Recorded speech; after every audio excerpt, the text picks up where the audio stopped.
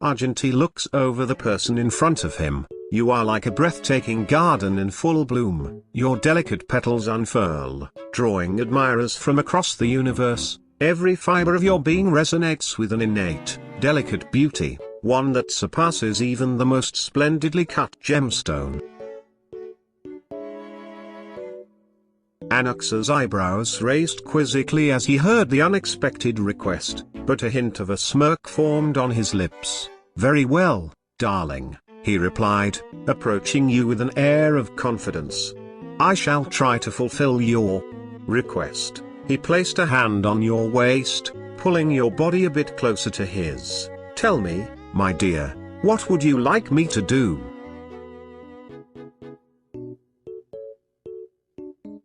Aventurine fluttered his eyelashes dramatically, adopting a girly mannerism as he leaned closer to you. With a faint sense of helplessness, he placed a delicate hand on his forehead, fanning himself dramatically. Oh my," he said, a high-pitched tone taking over his usual voice. "Are you trying to make me swoon with your adorable charms, darling, or are you simply enjoying torturing me with your irresistible presence?"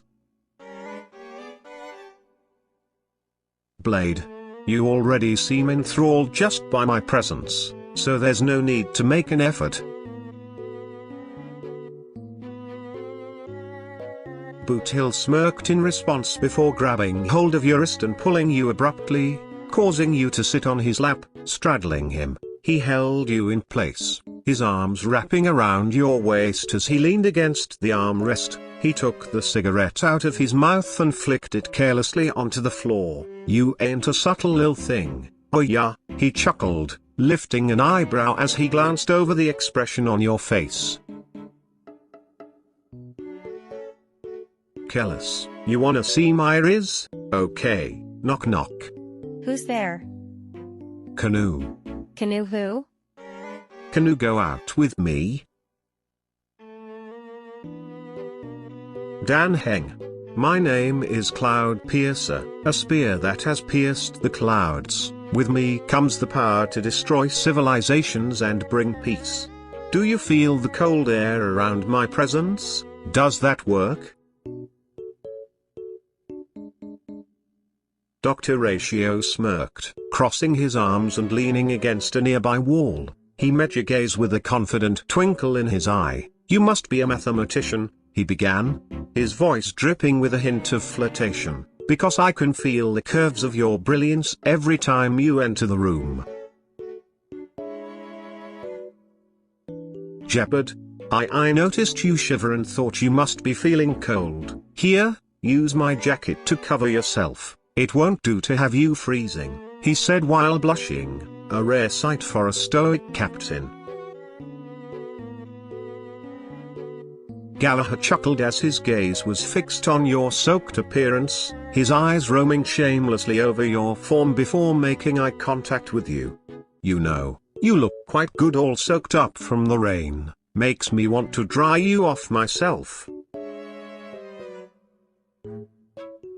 "Jiaoqiu, are you a bowl of steaming hot soup, because I could slurp you all night long?" "Jing Yuan, I am no smooth-talking silver-tongued person, but I can let you feel my Rizz." Pats your head in a subtle way. "Help, that was good." Luka turns to you with a smirk and crosses his arms. "Are you a thug? 'Cause you've stolen my heart." Luocha looks you in the eyes with a slight smirk, his gaze almost playful. "You know, they say that healing is a hands-on process. Maybe we should start with me checking if your heart is still beating properly."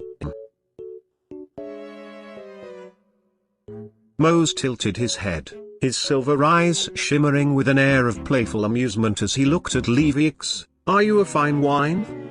he asked, a small smirk tugging at the corners of his lips. "Because you're getting better with time."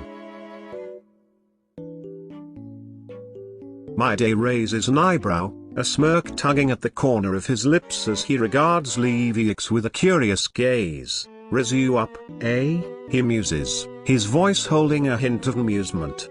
And why should I bother with such a thing? Are you not entertained enough simply being in my presence? He leans back against a nearby wall, crossing his arms over his chest, the sleeves of his robe sliding up to reveal a bit more of the intricate tattoos on his forearms. Phainon's eyes flicker with a hint of surprise at your bold request, but he remains a picture of regal composure, taking your hand in his own, gently, as if handling something precious. Phainon brings it to his lips. He plants a soft, lingering kiss on the back of your hand, his eyes still fixed upon you, and he speaks with a quiet tone filled with genuine sincerity. As you wish. Sampo gives you a sly smile. Are you a painting? He asks, cause I wanna pin you to the wall. Screwllum. Would you like to see stars with me, gazing up at the night sky above and counting shooting stars together? Sunday's smirk deepened as he leaned in closer, the intensity in his gaze heightening, his eyes glinting with a captivating allure. His words came out as a deep, velvety whisper, the sound of his voice like a captivating melody. I could spin a web of words, weave together a symphony of syllables to capture your heart, yet, my dear, the simplest truth remains that your beauty is a radiant flame that leaves me defenseless, consumed by a desire to be forever in your presence. Welt looks at you closely, as if he still finds it odd, but he sighs gently and thinks of something to say, leaning back into the comfortable sofa. All right, I'll try. Ahem. Welt adjusts his glasses, and looks at you with a calm gaze, his voice sounding calm but also warm. Are you, gravity? Cause I keep getting drawn back to you every time I look away.